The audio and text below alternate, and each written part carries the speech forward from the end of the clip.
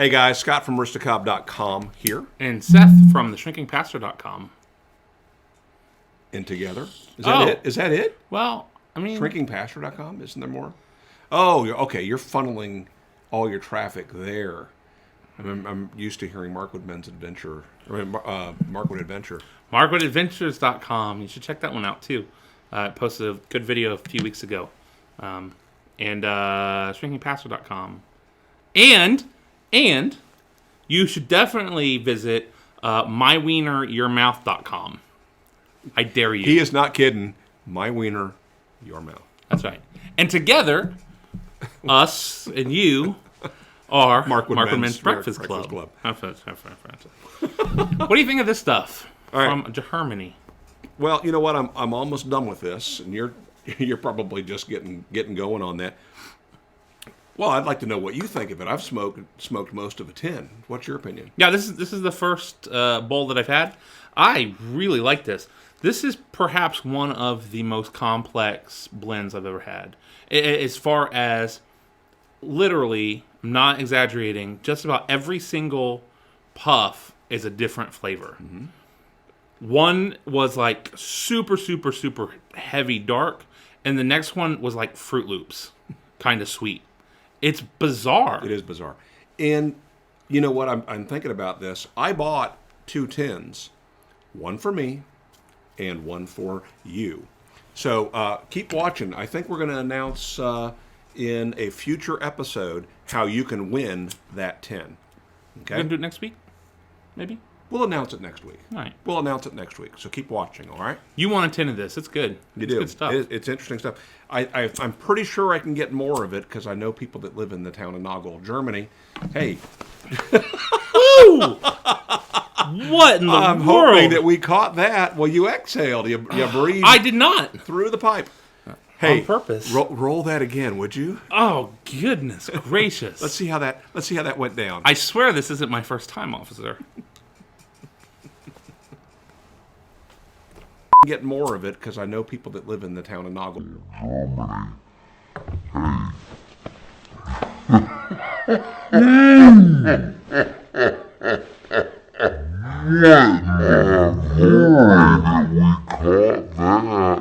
Okay, I think that proved conclusively that you breathed through it. It's happened to everybody, but at least you weren't driving when that happened. I think that's what happened to me the very first time. I don't know what to call that, but it happens. All right, so we have a YABO today. Let's set my poppage down here.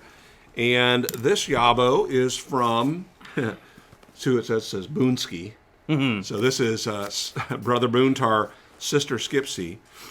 They're like the Wonder Twins. They touch their rings together, and together they are Boonsky.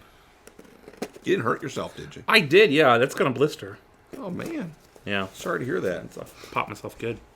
And my goodness, you guys know how to tape a package.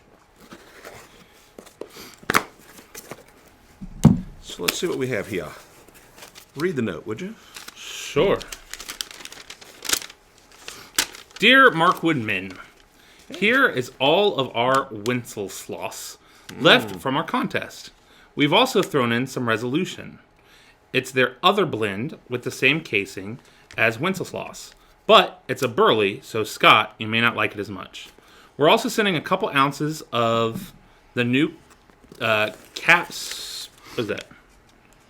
Arrow. Yeah. Arrow blend. Oh, Alt Park. There it is.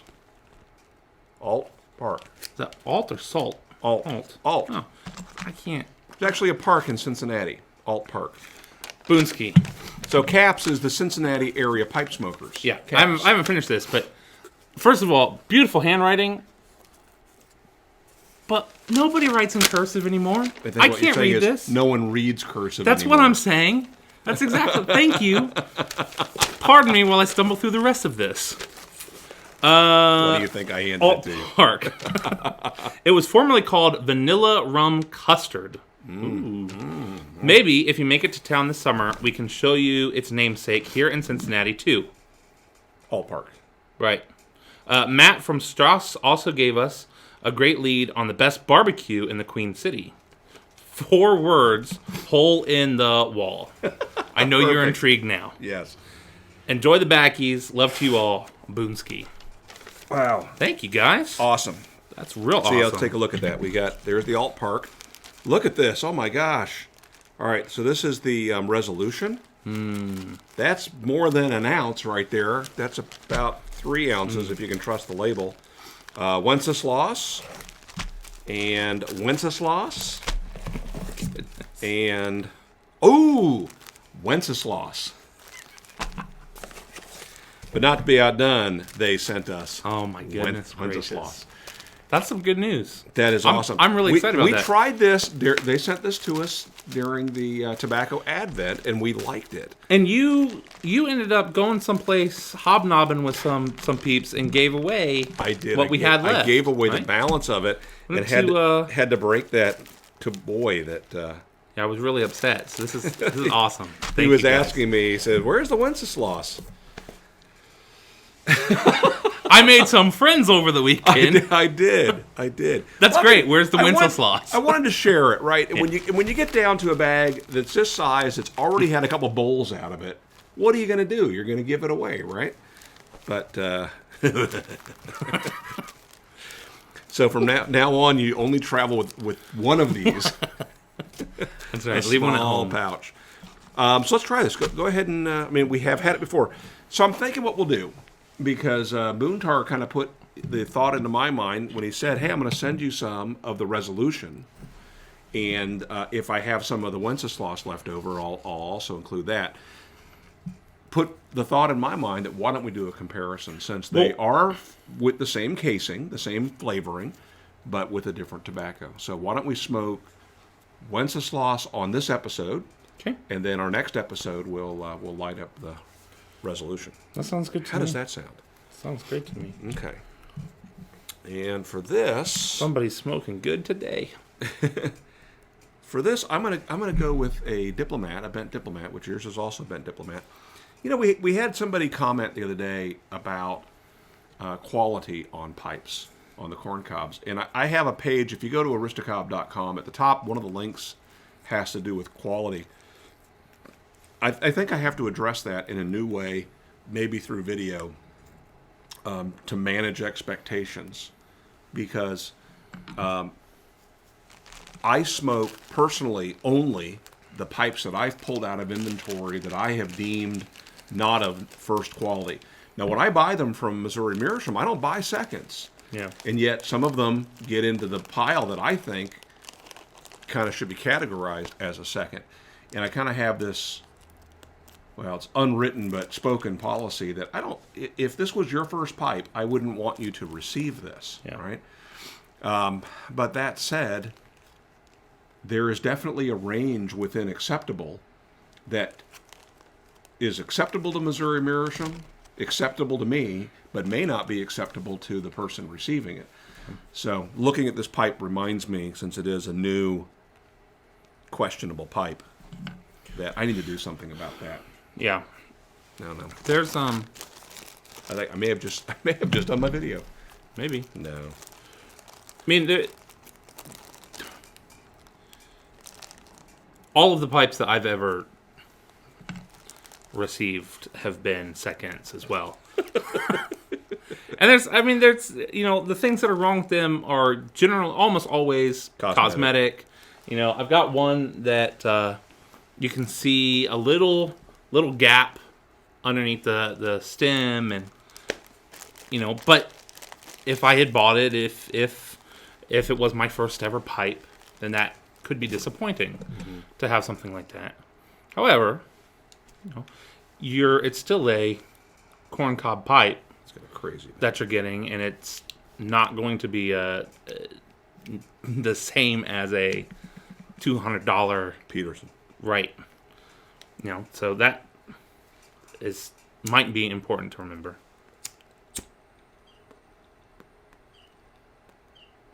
I remember this one.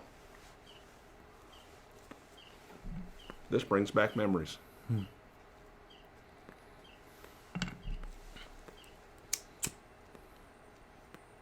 Did you guys get a hold of some of this tobacco? Boontar gave away a bunch of it But he had, obviously, some leftover. He offered people a free ounce of the rarest tobacco in Cincinnati, and he had leftovers. And not only was it tobacco free, he was going to ship it to you free. That's crazy. That's nuts. I hope you got some of this. Yeah. If you're not watching Brother Boontar's channel or Sister Skipsy's channel, you need to subscribe and be watching those videos. Yep. They're good for you. Got a bird going nuts outside. You hear that? Mm-hmm. And Brother Boontar, like a lot of the other members of the pipe community, is well connected. Both Brother Boontar and Sister Skipsy, well connected on other social media as well. Mm-hmm. I know big time on Instagram. You should follow them there as well. Me too. Seth Markwood. This guy too, Aristocob. We post silly things. All right, so smoke some of this. Yeah. What else we want to talk about while we have this going? You should. I have a tool-related story for you. No, you should talk about your being a grandfather again for the fourth time. So my daughter Dana had her third child, a girl, first granddaughter, added to my quiver, and yet my quiver is now a second generation beyond my personal quiver. Here, I'll show you a picture, and actually Seth ought to just go ahead and upload a picture right now, but there she is. Her name, yeah, you have to add that in post. Her name is Aria Truly Musgrove. Truly from Chitty Chitty Bang Bang. Truly Scrumptious would be the full name of Truly. Well, I don't know what her middle name is. What do you think Truly Scrumptious's middle name is? I don't know. Probably something like really weird. Like Caractacus? No. Her now, you know she's No. married to Caractacus because they kissed. Now they have to get married. They have to.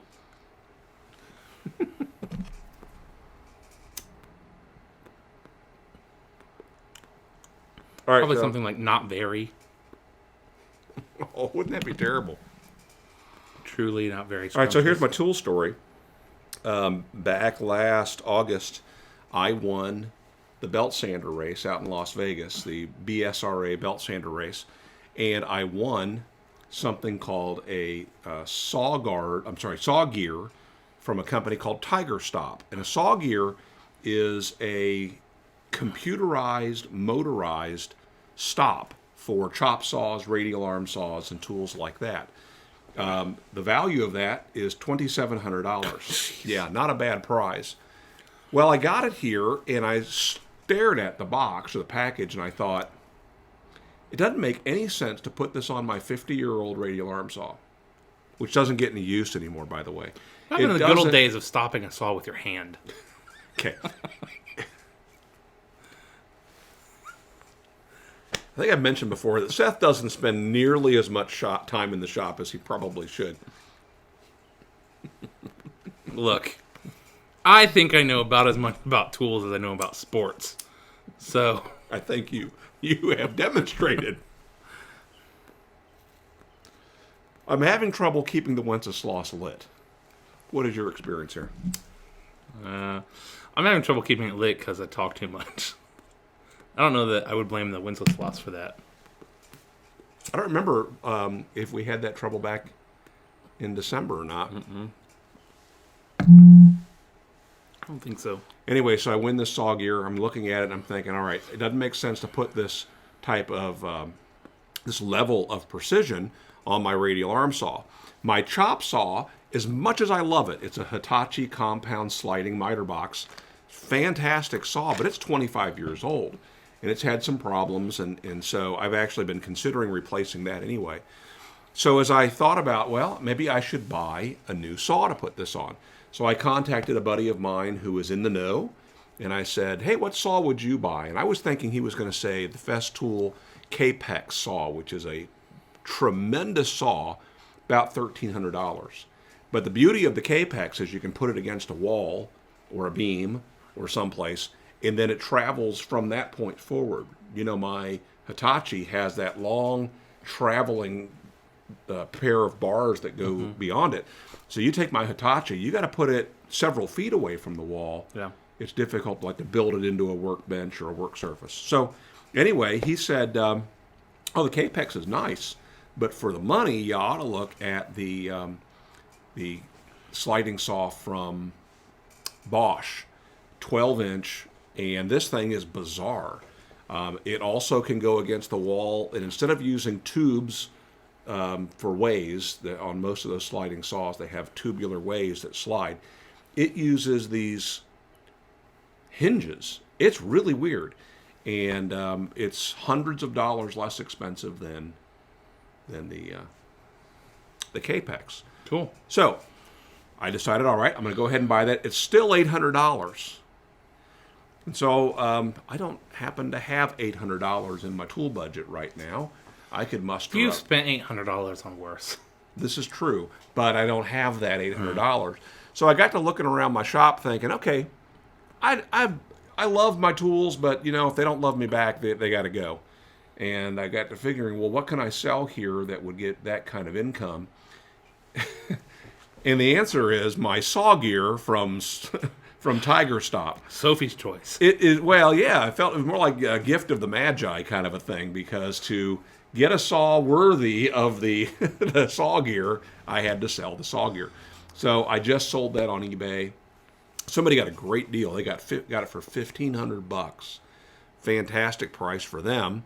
If you're watching, you should gloat in the comments. Yeah, why not? For me, I'm going to be able to get then the chop saw that I want, and a nice stand, And a second one. and a Have two chops. and an standing top to aftermarket top. an aftermarket fence that once I get this all together, I'll have to show you guys over on another channel. Maybe it would wishes.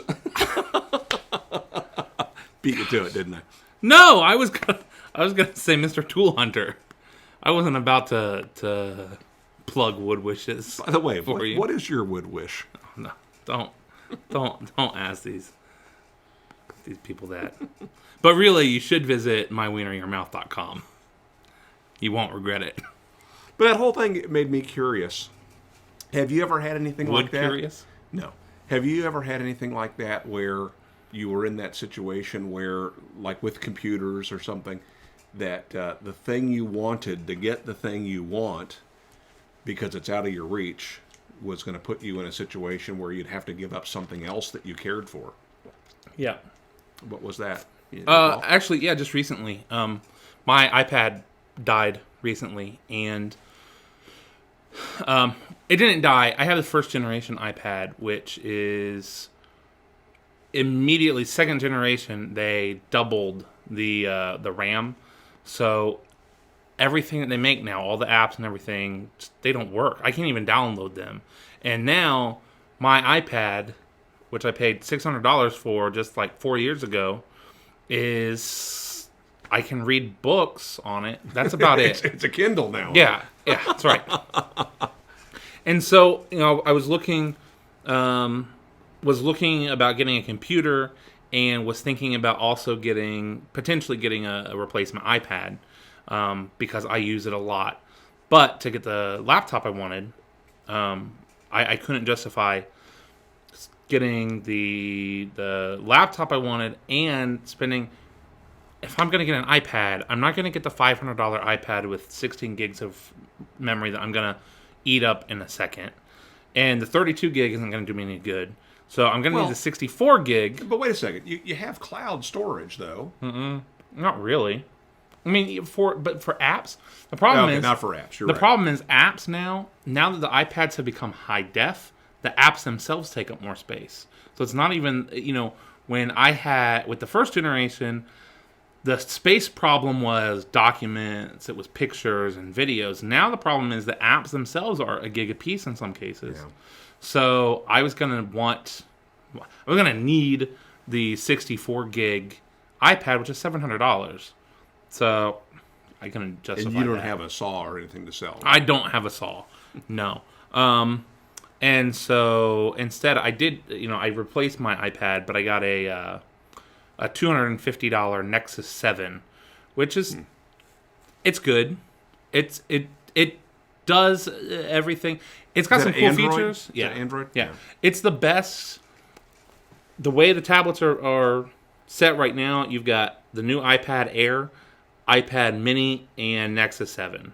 So it's as close as you can get to an iPad without paying the iPad price. It's $250, and it does everything that most things my iPad could do. There are some iPad-only apps that I miss, but there are some cool things I can do with the Nexus, with the Android, because it's more open. You know, you can go in and actually change the file system, and apps actually run in the background. So it's cool. I like it. For roughly a third the price, I'll get by. So yeah. And I have this awesome computer now. That's true. How about you? Have you guys ever had a situation like that? Seth thinks it's a Sophie's choice. For me, like It's a wood wish. Gift of the Magi and a wood wish. So, what do you think of Why this? is it the gift of the Magi? I thought the gift of the Magi was gold, frankincense, and myrrh. I don't understand. Well, I don't I guess they didn't cover the whole gift of the Magi in seminary, did they? You guys know what I'm talking about? The gift of the Magi. No, I'm second guessing. No, I think I should share this story, just to be safe. That Just Google it. No. This is all right. The gift of the Magi. Can you give us some music, like Mid-Eastern music? Bing, ding, ding, bing, bing, ding, bing, ding, ding, ding. I was thinking more in post, but okay, we can go with that. Go ahead. Story was, young couple. She had beautiful hair that just made him so proud. He couldn't believe how amazing her hair was, and she was such a beautiful woman. And he decided that for, let's say, Christmas, he was going to give her a comb for her hair. And I don't mean, comb her hair, but a decorative comb that would go in your hair. And, this is back in the day when you didn't just run down to Walmart to buy yourself a decorative comb made in China. But it was made by a craftsman, probably bejeweled. Yes. Bedazzled. Bedazzled. Here's the problem, though.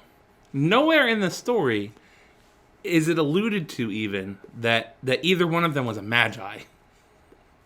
I'm not done yet. Or that they got the gift from or sold it to a Magi. I'm not done. Stick with me. I want to know where the Stick with Magi me part now. comes in. Stick with me. So he decides that to get that comb for his lovely bride, he would sell his pocket watch. The one thing he loved more than, well, not life itself, because he was willing to sell the darn thing, but he really cared for it. And so he goes off to sell it to someone who would buy a watch. A Magi, let's say.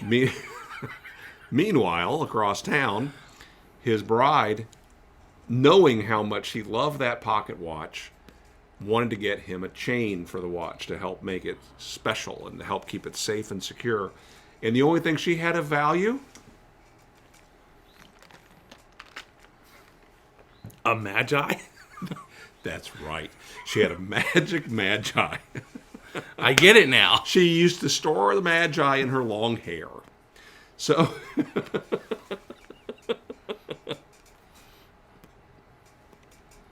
And? The end. Good story. Explain to me why. Well, one of them had a chop saw. Why? Okay, I forgot about that part. The Magi... The guy she sold the hair Magi to had a chop saw. That's right. That's what he used to remove her hair. That's exactly Why right. was her hair so valuable? Are you familiar with Locks of Love? Yes. It's like Locks of Love. Yeah, but you this donate is a that. This is a for-profit business. Back in the day, they were much more capitalistic than we are today. Plus, it's magic hair That's right. containing a Magi. So then what happens? She sells her hair. She buys the watch chain. He sells his watch. They buy the comb. They get together, and they cry, and they cry, and they hug because they love one another so much they were willing to give up the one thing they love most. They cry because he cries because his wife is bald. Well, that was the biggest part of it. And he loved her hair so much. So he took her comb, and he sold it, and he bought her a scarf. He took his watch chain, wrapped it around his neck, and that was the introduction of the dokey rope. I have no idea. That goes Rope-a-dope? way back. No. No? It's the early rappers used to wear the big chains. Oh, like It's a dokey rope? Flava Flav? I think it's a dokey rope. Put the clock on it. Like Flava Flav. He has her watch. He got his watch back. Still, nowhere in the stories are Magi. I've never understood just that. the irony in this case, of my case, of selling the thing that I was so excited to get. Right. And that selling the thing to get spawned the need for the better saw. Right. Yada, yada. Right. And there was no Magi in my story either. Yeah. It's a real world example. It's like being so excited to go get a Whopper and then realizing once you get there that they're having a special on an Angry Whopper, and which do you decide? Okay, according to Boontar, you get both! The perfect side is another burger. Yeah, speaking of that, I got that Big King that was supposed to be their knockoff of the Big Mac. Mm-hmm. And they had introduced that, and I had no interest in it. But then they ran ads saying that they've made it larger. And now it's now larger than the Big Mac. And so I went and I got it and thought I'd try it out. Not my thing. No, not my thing. I've heard that their Satis fries. Oh, those are foul. Terrible. That's what I've heard. Foul. And they're more expensive than the regular fries. You get less of them, which I guess is a great thing. Because they're not good. I haven't gone towards them. I do have that problem every time I go to certain restaurants, though, because I'll go really, really excited about this thing. We went to a local burger joint. If you're ever in the Greensboro High Point area, look Big Burger Spot? up the Big Burger Spot. Mm-hmm. You will not be disappointed. Soon to be 2 locations. That's right. The first time I went there, I don't know why. I don't care for pimento cheese. Traditionally, I didn't before this. But for some reason, their pimento cheese burger sounded good. It's because they make their pimento cheese fresh. I don't know why, but that's not why. I mean, it just sounded good. If you've ever had pimento cheese, if you've had it, you probably had it out of a plastic tub. Yeah, it was like a product made by DuPont. It was just flavorless. But what flavor it did have was nasty. You know who has really good pimento cheese? Hold on a second. They take sharp cheddar cheese, they shred it, they blend into that fresh pimento. And pimento, by the way, is a pepper, a chili. And you know what you get when you take pimento and you dry it and you grind it up and make a pulverized product from it? No. I forgot what it's called. Great. You get, come on, fill in the blank for me here. Come on.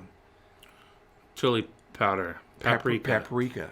Paprika is actually dried pimento. Huh.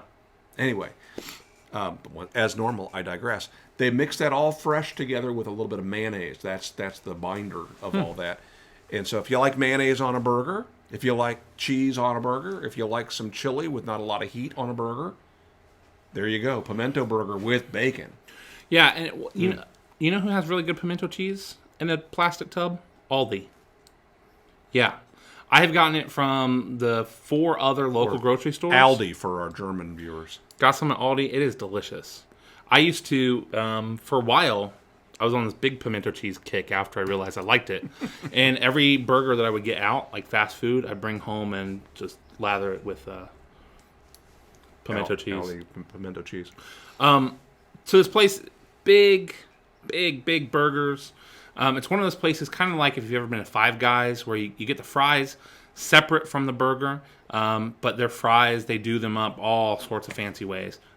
So good. It's one of our treats. We should film a video from there sometime. I haven't had my red meat this week. You know, boys on that diet. Learn more about that at chickenpastor.com. One of the things he's avoided, he's mentioned fast food, is fast food. Yep. So no more McDonald's and Burger Kings for boy. But they make their burgers fresh.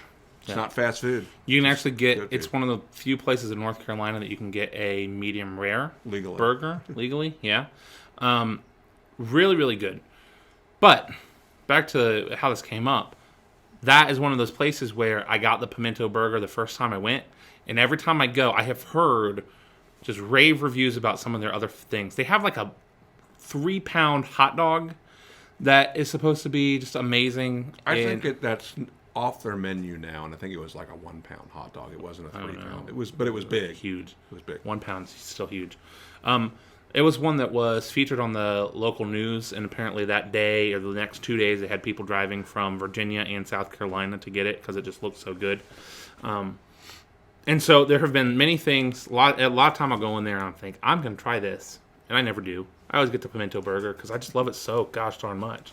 We were sitting there. There's usually a line standing waiting to order. They got a little Dutch door where the top half of the door is open. And they're taking orders across that threshold. And there's usually a line of people. And we're sitting at a high-top table next to the line. And a guy comes in, and he's looking over at the menu. And they were so busy, they sent somebody out from behind to just write some of their checks for them. And she asked him, hey, you know what you want? He's like, no, I've never been here. I have no idea what I want. So I leaned over because we're 2 feet from each other. I said, whatever you do not order the pimento burger.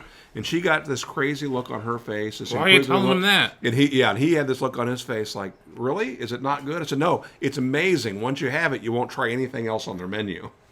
That's right. He took my advice. He went with a build your own or backyard burger or something. He made a mistake. He'll be back. Let's hope so. All right, you have anything else today? No, not for this one. Right. I have another YABO, but let's open that up on our next filming. And remember, we're going to talk about how they can win something, right? Yeah, we're going to have a contest. Also, we're going to talk about the Wenceslas and compare it to Resolution. So, come back for more. that's right. See you same time next week. Make it a great day.